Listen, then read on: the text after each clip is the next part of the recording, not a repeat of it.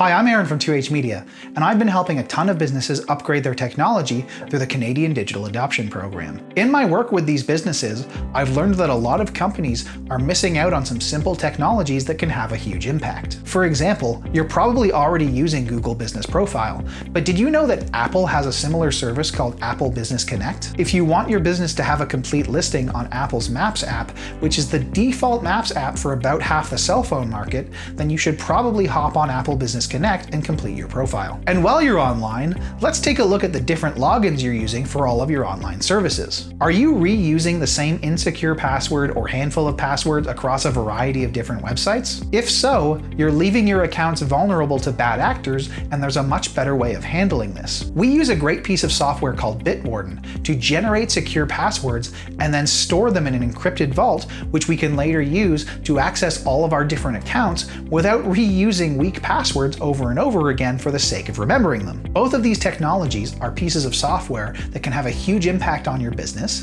don't cost you a lot to run, and are simple enough to set up that you can do it yourself and start benefiting from them right away. If you need some help finding other quick wins that can have a huge impact on your business, I encourage you to book a strategy session with one of our experts.